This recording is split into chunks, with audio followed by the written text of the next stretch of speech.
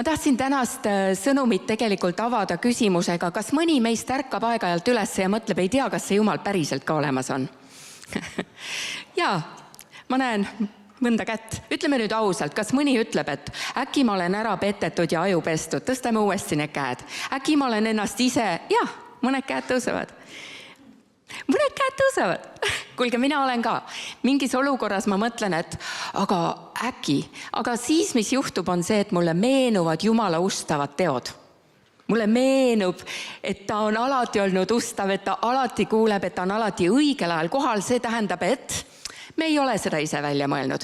Ta on reaalselt olemas.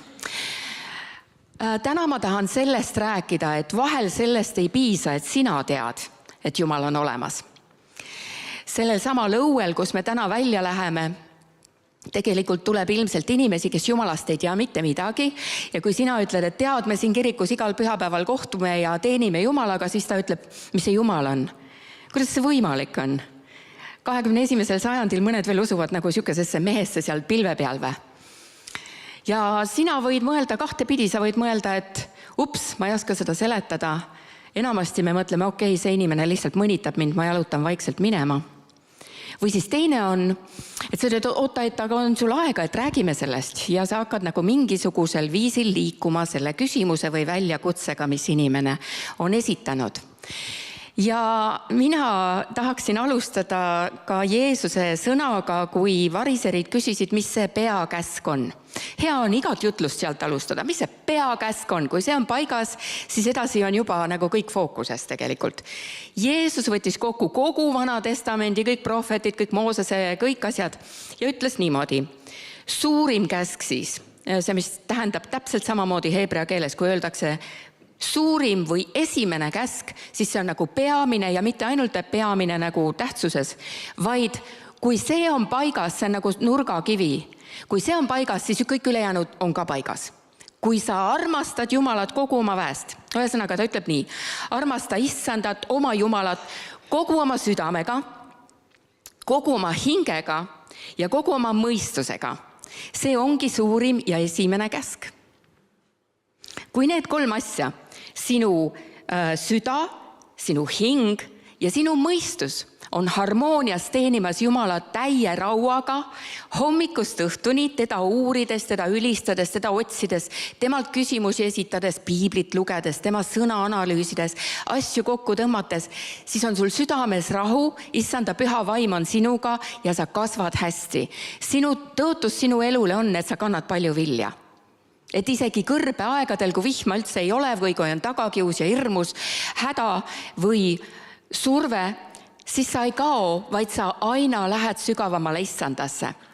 Need, kes lähevad häda ajal Issanda juurde, need muutuvad järjest sügavamate juurtega kristlasteks. Nüüd on üks, ja siin on Matteuse siis 22:37-38 on see koht, kus ma Jeesuse sõnad välja lugesin. Ja mõned ütlevad umbes, et oi, et Jeesus lisas midagi, sest Vana Testamendi seal, kus öeldakse, et mis see Jumala esimene käsk on, seal ta mõistust nagu ei nimetaks.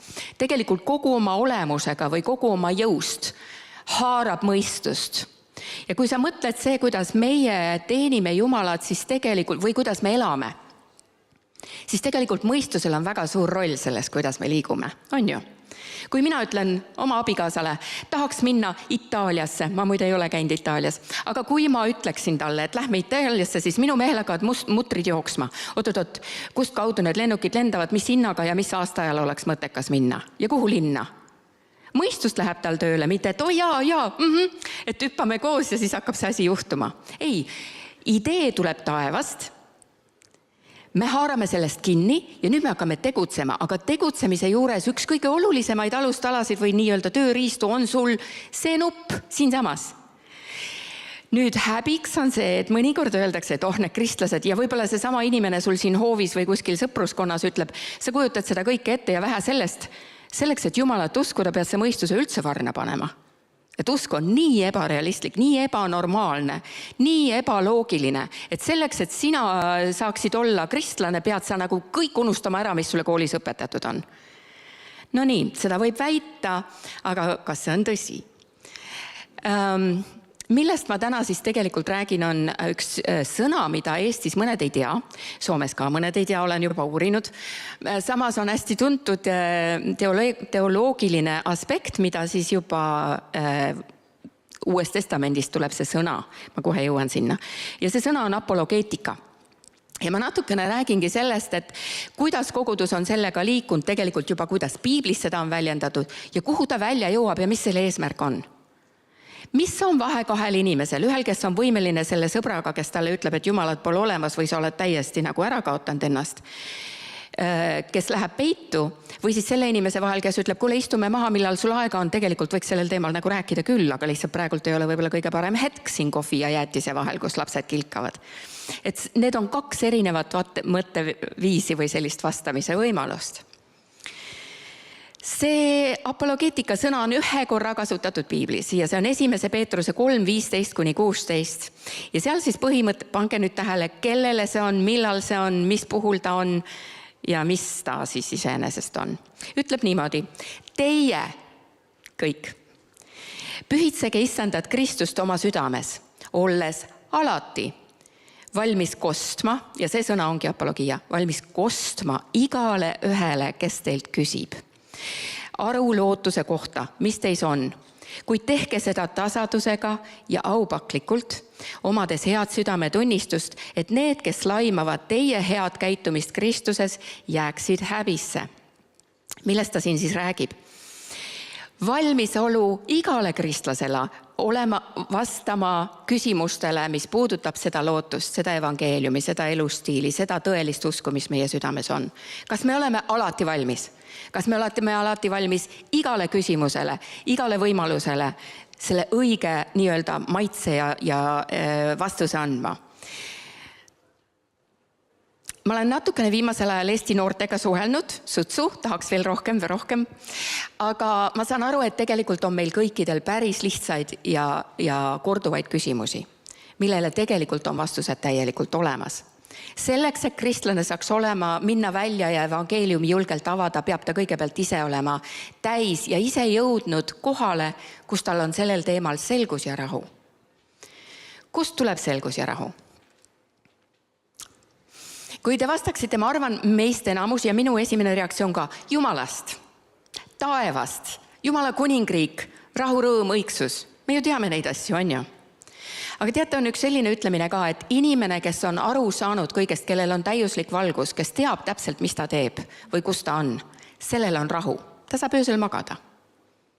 Inimene, kes hommikul ärkab üles ja mõtleb, kas ma olen kõik ise välja mõelnud, tegelikult on millestki kinni haaranud, millest ta veel täpselt aru ei saa või millele ta arvab, et ei olegi vastuseid.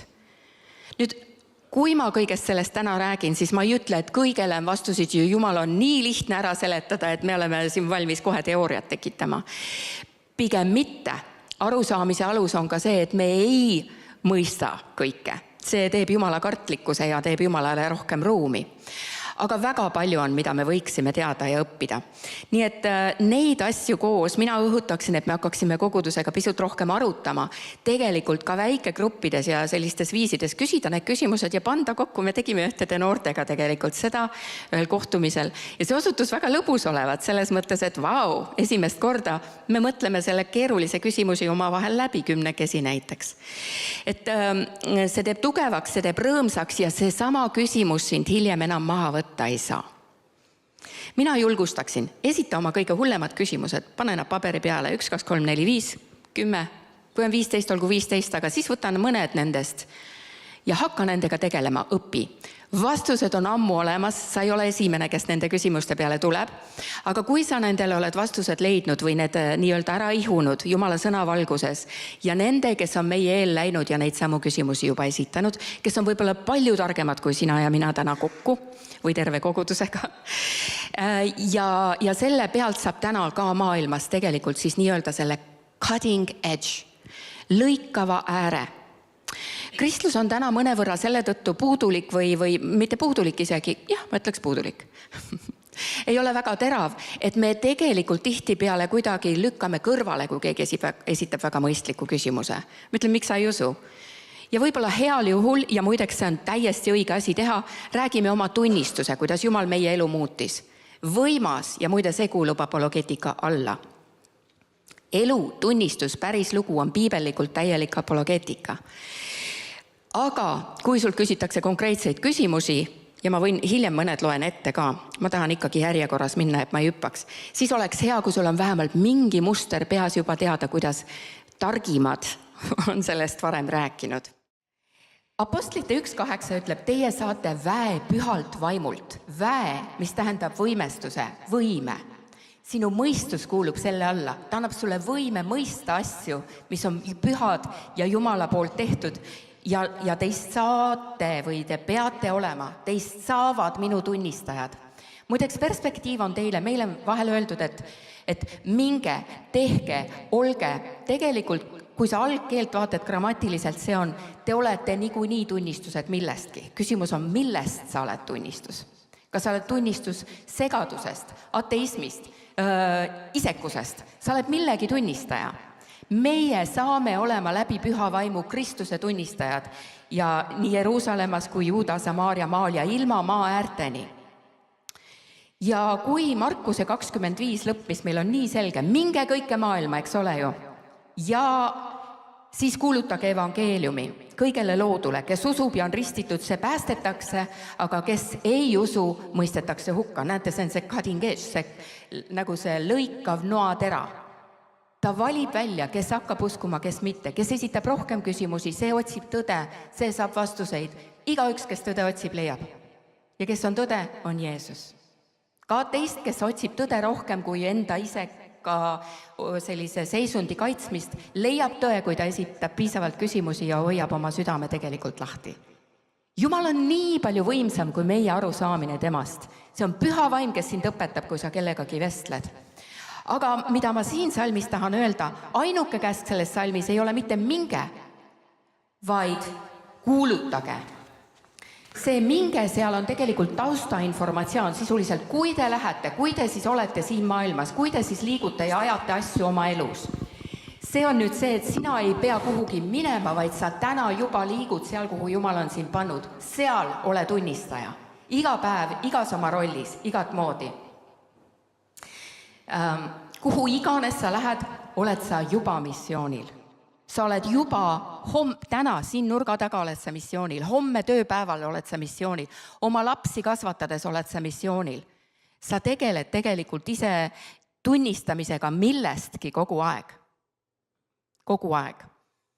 Nüüd keegi ütlebki, et ma ei ole nagu missionär või et ma ei ole see, kes läheb tänavale kuulutama, siis need tegelikult ei olegi eesmärgid.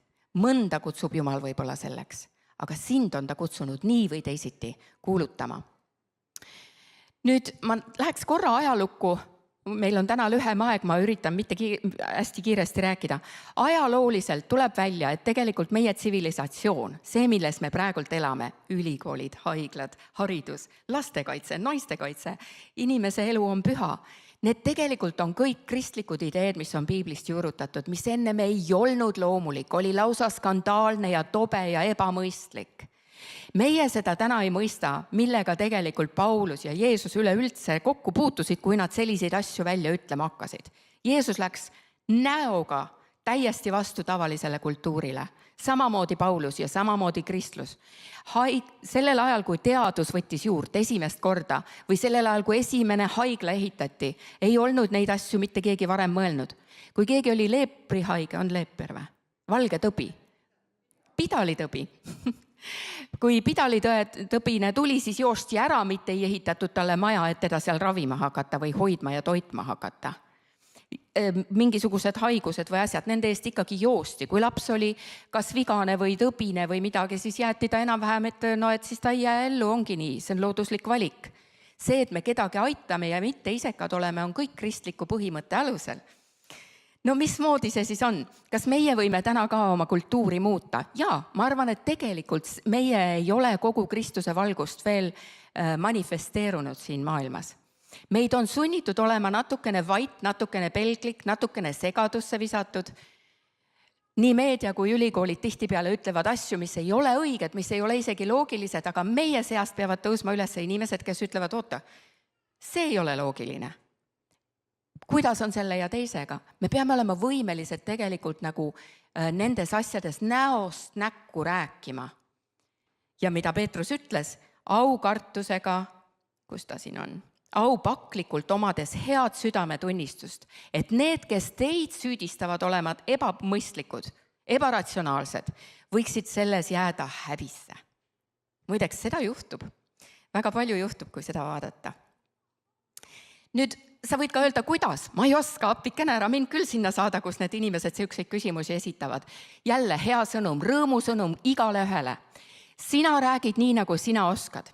Meil on igal ühel oma selline kalduvus. Mõni ongi tunnistus, see on tema rida. Ja Paulus räägib tunnistusest läbi piibli, ta alustab pidevalt kogu aeg sellest, kuidas Jeesus ta ikkagi sealt maha võttis. Ja see on selline tunnistus, mida ei saa kelleltki ära võtta. Peale seda juudid peavad kuulama ja otsuse tegema, kas see on tõsi või on ta valemees. See on väga tugev asi, nii et sinu tunnistus on tegelikult sinu esimene riist. Muudetud elu, vaimuannid, teine riist. See, et sa olid ennem nõrk, tõbine, puudulik, sa ei osanud, sa kogu aeg kartsid midagi ja korraga on sinust saanud inimene, kes on mõistlik, kes võtab raskused ette, läheb olukordadest läbi ja palvetab teiste eest, on meeletu usu selgitus või usu tunnistus. Järgmine on võib-olla taktikaline. Küsimused. Ma arvan, ma olen selline. Ma olen lapsest saadik esitanud hästi palju küsimusi, mõni inimene jooksis mu eest selle pärast ära. Sina oled võib-olla samasugune. Nii palju on küsimusi, otsi ainult, kes lõpuks vastaks. Sa võid küsimusi esitada mitteusklikult. Kuidas sa selleni jõudsid? Mis alused on? Kas nii ka ei ole? Kas naa ka ei ole? No Sokrates oli see. Mitte ma tegelikult ei näita. Sokrates oli selline, kes tegi sellest terve meetodi. Muideks, Jeesus kasutab seda väga hästi. Mäletate, kui tuleb tema juurde need variserid, kes rääkisid, no kellega see naine siis lõpuks abielus seal taevas on, kellel on 7 meest olnud, mäletate? Ja tema küsimuste alusel lõpuks näitab neile, et neil on täiesti segadus kogu taevariigi teoloogias. Nii vahva, olgu rohkem küsijaid. Siis on ajaloohuvilised, kes on nagu detektiivid. Keegi leidis mingi kivi, mis sinna peale on kirjutatud, kuidas see läheb kokku sellega, mida ajaloo see kirjutaja kirjutas ja kuidas siis see tänapäeval kokku tuleb. Mõni on nagu politsei või see kohtunik on ju, et võtame need tegurid, kaalume, vaatame, kellel on õigus. Kõik need on täiesti väärtuslikud võtted ja sinul on mingi kalduvus. Sina mine selle kalduvuse sisse ja tee kõik, et Jeesust sellise viisiga kaitsta. Tee kõik kogu oma südamest, kogu oma hingest, kogu oma väest, kogu mõistusest. Sest sina saad hommikul üles ärgata ilma hirmuta igal hommikul, kui iga küsimus, mis sind tabab, sa teed enda asjaks sellele vastused leida. Teate, mis juhtub? Mitte ainult sina ise ei tõuse vee peale, vaid sa hakkad aitama neid, kes sinu ümber on niuksed. Vaata, öeldakse, et tugevdage nende põlvi, kes on nõrgad. Või need, kes hakkavad kukkuma, aidake nad ülesse. Kui üks on nõrk, siis teine aitab ta ülesse. Kui me kõik oleme nõrgad, siis ei ole inimest, kes aitaks ülesse. Meil on vaja, et me päriselt võtame neid asju tõsiselt ja ei mõtle, et kui me tuleme kirikusse, siis peaasi, et me kõik keeltes räägime, mis on väga oluline, on vaimuannid, või et me kõik oskaks laulda, me tahame kõik ilusti laulda, või et keegi oskaks jutlustada. Need ei ole peaasjad. Kristus maailmas, elav, tuli, päriselt, täna, kehtiv, lõikav, muutev, kultuuri loov, on see, milleks me oleme kutsutud. Ja ma arvan, Peeter Nordberg, kes on teda kuulnud, on sellele nagu viidanud väga palju, et tegelikult me peame hakkama lõikama tänapäevast maailmakultuuri selleks, et hakata hingi võistma.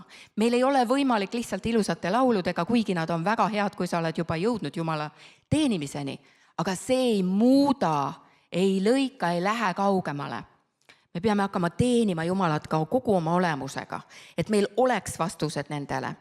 Ja siis on muidugi, kõige viimased ja mulle tundub, et kui keegi ütleb, et apologeetik, siis see on nüüd, mille ma nimetan, keda te kõik mõtlete ja siis me kõik kukume kärult maha ja mõtleme, et mina küll elu sees sellega tegelema ei hakka. Ja need on need loogikud, need filosoofilised tüübid, kellel on nii kõrged terminid ja nii kaugele kõik läbi mõeldud. Nad on nii palju lugenud, neil on kõik nimed ja kuupäevad peas ja läbi kiriku ajaloo ja üldise ajaloo ja ärme võrdle ennast nendega ja samas ma usun, et siin on paar, kes on täpselt seda tüüpi. Saage tugevaks sellest, sest see on hästi oluline külg. Nii et mina praegult siin tõin ainult 5 tüüpi, tegelikult on neid palju. On kindlasti ka neid, kes lihtsalt Ma ei hakka juurde lisama praegu, aga te saite aru, ärge vaadake ühe tüübi peale, mõelge, et minust peab selline saama. See ei pruugi olla see, mida Jumal tahab sinus kasutada. Kus kohas siis? Seal, kus on küsimused. Seal, kus sul endal see hommikune küsimus tekib. Seal, kus sinu sõber ütleb, et tead, muidu on see asi tore usuasi küll, aga kuidas? Aga mis? Mismoodi niimoodi on? Ja sul ei ole seda vastust. Alustadki täpselt sealt. Sellest sõltub evangeeliumi levik ja ka kristluse püsimine. Meil võivad olla kirikud väga-väga täis, aga kui meil ei ole päriselt sügavat juurt ja päriselt läbimõeldud asju, kuidas päriselt Jumala riik töötab ja mis on see evangeeliumi vägi, kuidas ta saab töötada, kas ta on üldse teaduslik, kas ta on üldse mõistlik, kas ta on emotsionaalselt abiks või kahjuks, kas ta armastab või vihkab. Need on lihtsad küsimused, aga kui meil neid ei ole, siis evangeelium jääbki selliseks võdisevaks asjaks, millest ei saa kinni haarata, sest keegi täpselt ei tea, mingi siuke. Ma ütlesin, et mul on mõned küsimused ja siis ma ruttu lõpetan ka. Tegelikult on veel üks osa. Ja, ma teen kohe.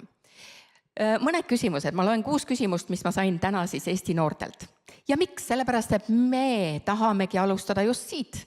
Me ei taha alustada sealt, kus keegi suur teadlane kuskilt Ameerikast räägib asju ja sõnu, millest me veel aru ei saa. Tegelikult see ei ole relevantne, see ei ole oluline.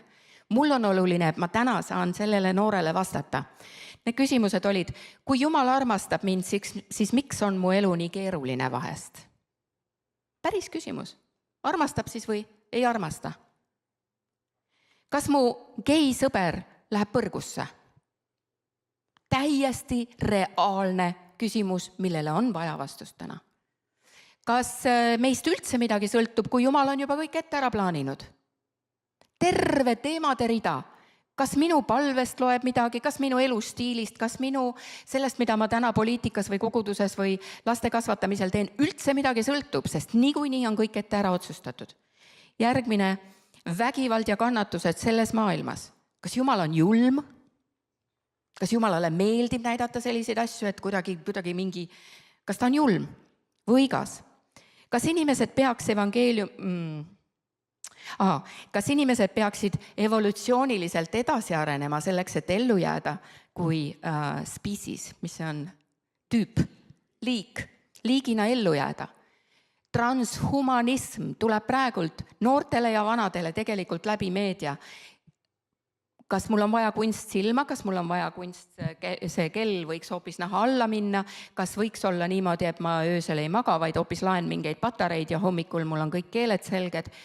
Need on päris küsimused, need ei ole enam ulme, need ei ole enam film. Ufod, tere hommikust. Teate, et ameeriklased räägivad nüüd ufodest, jah? Et on kõik avalduvad. Mida me kristlastena teeme? Need on küsimused, kus meil on vaja mõelda. Mitte see, mida rääkis keegi 200 aastat tagasi, millega me täna ei tegele. Meil on vaja päris vastuseid tänaval liikuvatele inimestele, iseendale, kristlastele. Ja ma õhutan ülesse, et me võiksime ükskõikse kambaka teha nendele küsimustele ja üksteisega jagada ja saada tugevamaks nendel teemadel. Ma teen väikse reklaamiga siia ruttu. Meil on piiblitreening algamas taas sügisest. Täpseid detaile ja kõike veel midagi ei ole. Aga mõte on lugeda läbi piibli kõige olulisemaid selliseid suuri portse selle aasta jooksul, siis kuni mai-juuni alguseni. Ja kõnelda just nimelt neid küsimusi, neid julmi küsimusi, mis tulevad kõikidel esile, mille peale vahel võib-olla kulmu kortsutatakse, kui sa nagu neid esitad. Aga just nimelt lähme sinna, kus on kõige valusam, et saada tugevamaks. See on nagu tõeline trenn, on ju? Me teemegi piiblitreeningut. Nüüd ruttu hüppan läbi veel vanast või Uuest Testamendist, kuigi ma tahtsin öelda, Mooses ja Vaarao on täielik apologeetika võitlus. Mooses ütleb, minu jumalad võidavad sinu jumala ja Mooses jumala vägi näitab, et on tugevam kui kõik Egiptuse jumalad kokku. Puhas väe sõda, kes võidab loomulikult kuningate kuningas, jumalate jumal looja. Aga Jeesus ise, ma juba mainisin, teeb seda pidevalt. Vaadake Jeesuse sõnu, kuidas ta räägib inimestega ja avastage, millised võtmed tema käes on. Peetrus 4 pühipäeval räägib vaimuandidest apostlite 2. peatükis ja põhjendab neid Vanatestamendi profeteeringutega, apologeetika juutidele. See võib-olla paganatele ei oleks töötanud. Stefanos räägib kogu Iisraeli ajaloo ära selleks, et jõuda Jeesuseni.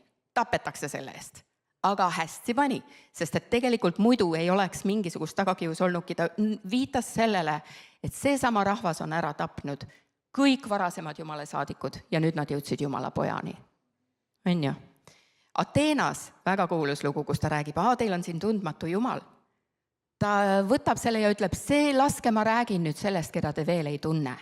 Ja ta räägib päris Jumalast. See on kultuuriline. Me kõik otsime midagi sarnast. Sinul kristlasena tegelikult on vastus, kui me hakkame järjest rohkem nagu sellele tähelepanu pöörama. Ja Paulus Agrippa ees on väga hea tunnistus tema elust. Ta käib, alustab sellest, mis temaga juhtus ja kuhu ta on jõudnud ja miks ta seal seisab. Nii et olgem julged, minge edasi, vaadake, mis küsimused sinu ümbruses on ja toome nad kokku ja tegutseme. Ennem kui ma päriselt veel lõpetan, ma tahan öelda, et ega ma siis päris ilma agendata ka täna sellest ei räägi. Eestisse on tulemas 2 maailmakuulsat apologeetikut. Nüüd nemad on tõesti sellised, kelle peale me keegi ei tohiks ennast võrrelda, sest et neil on palju sõnu, palju fakte, väga põnevad akadeemilised tegelased on. Aga nad vastavad kõige keerukamatele küsimustele, mida nemad oma rajal, ja nad tulevad Ameerikast, aga neil on Euroopa tuur. Ja need on küsimused, mis on kõige raskemad vastata. Ja meil on Facebookis üleval informatsioon, me kutsume seda usukindluse päevad. Algab tegelikult juba 4. kuigi reklaamis on 5. Meile lisandus Toompea kogudus, kes teeb terve ürituse apologeetika alustaladest. Ja te näete, et siis kõik kuni pühapäeva õhtuni välja on erinevates kohtades, kus räägitakse nendel teemadel. Ja kui te vaatate, siis laupäeval kell 4, laupäeval 6.06, 4-6 on ka raamatu esitlus. Seal on küsimuste-vastuste voor ka, aga Paul Copan, kes on siis üks nendest, kes tuleb, on raamatu Kas Jumal on julm, Is God a Moral Monster, autor, mis on saanud maailma kuulsaks ja räägib siis sellel teemal, et miks Jumal on Vanas Testamendis siis nii julm. Aga me üritame seda teha hästi kergelt kuulatavaks ja me igal pool üritame teha ka küsimuste-vastuste vooru. Loomulikult kõik küsimused ei saa, aga me saame aru, mis teemad on ja esitleme need. Nii et ma ütleksin, võta sõber kaasa, võta see, kes esitab mingeid küsimusi. Eelkõige võta ise ennast ja too kohale. Siin peaks olema piisav koht olla või võimalus, nagu, et leiad ühe aja või paar, mida rohkem, seda parem. Ja mõned neist on suuremad ja mõned väiksemad. Ma ütleksin, et suuremad kogunemised ilmselt saavad olema pühapäev Olevistes ja laupäev siis raamatu esitlus. Ülejäänud on võib-olla väiksemad, nii et sinu küsimus võib-olla jõuab kiiremini kuulaja või tähendab rääkijale. Ja raamatut saab osta ka, just nimelt raamat saab olema olemas kohal, eestikeelne tõlge on tehtud, see oli vist küll üks kõige kiiremaid tõlkeid, mis üldse toimuda sai. Ja me oleme muideks, julgen öelda ka, et Eestimaal neid apologeetika huvilisi ikkagi on. Ja jällegi see sõna, ütleme siis usukindluse, hakkame kindlustama, millest me päriselt räägime, et kas me ise ka usume, mida me räägime. Et neid inimesi tegelikult tuleb üllatavalt ja rõõmustavalt palju esile. Ja loodetavasti saame selliseid üritusi ka eestlaste vaheliselt natukene rohkem teha. Aga issand õnnistagu teid ja teenigem siis teda kogu oma olemusega ja kogu oma mõistusega ka. Aamen. Ja, palvetame. Isa, me ülistame sind, et sina oled meid imeliseks ja kardetavaks ja tegelikult väga võimsaks loonud, kui me oleme sinuga koos. Issand, kui me oleme ilma sinuta, siis me oleme väetid ja katkised ja me tõesti puruneme ja meie ühiskond puruneb. Aga täna sina oled näidanud ja rääkinud sellest, et tegelikult sina oled eluvalgus. Sina oled tõde, mis toob rahu ja mis loob uusi kultuure, uusi vaatamisviise ja toob rahu südamesse, issand, nendele, kes Jumalat usuvad. Et sinus on kõik vastused koos. Sinu sõna ütleb, et kogu maailm on kokku hoitud sinu poolt, loodud, aga ka kokku tõmmatud või koos hoitud sinu poolt. See tähendab, et kõigele on vastus, kuigi meie mõistus mõnda asja ei adu. Ometi see, et me sinuga saame täna rääkida, et me hommikul ja õhtul saame sinu poole pöörduda ja sina vastad, sa ei jää kunagi häbisse. See on meile kinnituseks alati, et sa oled tõeline, et sa oled õige, et sinu püha vaimu pitser elab meie peal ja et sina oled võimestanud meid olema tunnistajaks kogu maailmas. Ja Jumal, ma panun ühte rahu igale ühele, kes seda kuuleb ja mõtleb. Ja kui mõnel on ärevus, et mis ma nüüd siis täna tegema pean, et sina ise ütleksid ja näitaksid, kus on tegelikult need võtmed ja kas ja mida teha või milliseid raamatuid lugeda või milliseid podcast'e kuulata või et natukene tugevamaks saada ja juursügavamale minna. Jumal, ma õnnistan täna nii noori kui vanu. Ma õnnistan ülikoole, kus paljud küsimused saavad arutatud. Õnnistan tavalisi keskkoole ja algkoole, Jumal, lasteaedu. Issand, igal pool ja kõikjal on küsimused, millele meil peavad olema vastused. Ja veel enam, võib-olla me saame teha asju, mida veel ei olegi esile tulnud, mis sinu, Issand Jeesus, südames olid isa käe läbi pandud ammu ja me ei ole nendele veel esile tulnud. Me ootame sinu ligiolu ja me tahame olla ustavad sinus. Jeesuse nimel. Aamen.